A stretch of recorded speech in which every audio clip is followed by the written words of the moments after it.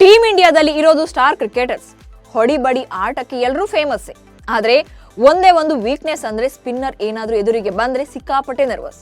ಈಗ ಬಿಸಿಸಿಐ ಈ ಸ್ಪಿನ್ನರ್ ಭಯಕ್ಕೂ ಕೂಡ ಮೆಡಿಸಿನ್ ಹುಡುಕಿದೆ.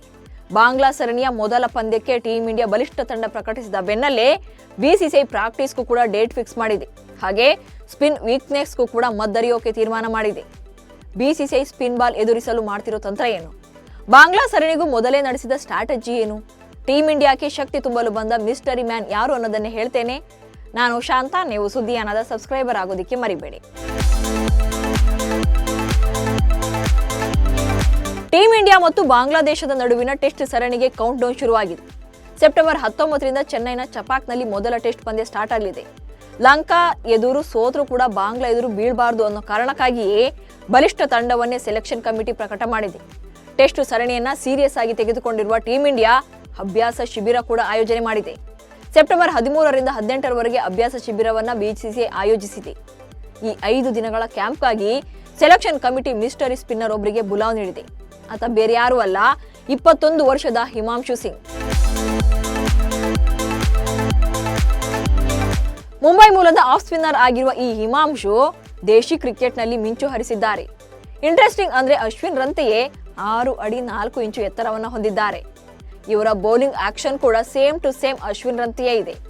ಬೌಲಿಂಗ್ ಮೇಲೆ ಕಂಟ್ರೋಲ್ ಅನ್ನ ಹೊಂದಿರುವ ಹಿಮಾಂಶು ಎದುರಾಳಿಗಳನ್ನ ಬೆಂಡೆತ್ತುವಲ್ಲೂ ಕೂಡ ಎಕ್ಸ್ಪರ್ಟ್. ಕೆಟಿ ಸ್ಮಾರಕ ಟೂರ್ನಿಯಲ್ಲಿ ಆಂಧ್ರಪ್ರದೇಶ ವಿರುದ್ಧ 74 ರನ್ಗಳಿಗೆ 7 ವಿಕೆಟ್ ಪಡೆದಿದ್ದ ಈ ಯಂಗ್ ಬೌಲರ್ 2023-24ರ 23 ವರ್ಷದೊಳಗಿನ ಸಿಕೆ ನಾಯ್ಡು ಟ್ರೋಫಿಯಲ್ಲಿ 8 ಪಂದ್ಯಗಳಲ್ಲಿ 38 ವಿಕೆಟ್ ಬೇಟೆಯಾಡಿದ್ರು.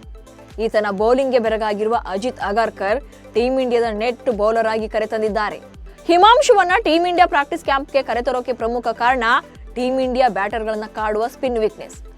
ಹಿಂದೆ ಟೀಮ್ ಇಂಡಿಯಾ ಬ್ಯಾಟರ್ಗಳ ಶಕ್ತಿಯೇ ಸ್ಪಿನ್ ಆಗಿತ್ತು. ಆದ್ರೀಗ ಸ್ಪಿನ್ನರ್ಗಳ ಎದುರೇ ಬ್ಯಾಟರ್ಗಳು ಮಂಡಿಯೂರ್ತಾ ಇದ್ದಾರೆ. 2020ರಿಂದ ಈಚೆಗೆ ರೋಹಿತ್ ಶರ್ಮಾ, ವಿರಾಟ್ ಕೊಹ್ಲಿ ಕೂಡ ಸ್ಪಿನ್ ಬಲೆಯಲ್ಲಿ ಸಿಲುಕಿ ಪರದಾಡ್ತಿದ್ದಾರೆ.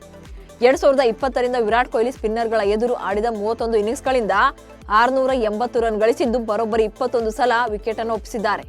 ಇನ್ನು ರೋಹಿತ್ ಶರ್ಮಾ 32 ಇನ್ನಿಂಗ್ಸ್ಗಳಿಂದ 810 ರನ್ಗಳನ್ನು ಗಳಿಸಿದ್ದು 20 ಸಲ ಸ್ಪಿನ್ ಖೆಡ್ಡಾಗಿ ಬಿದ್ದಿದ್ದಾರೆ.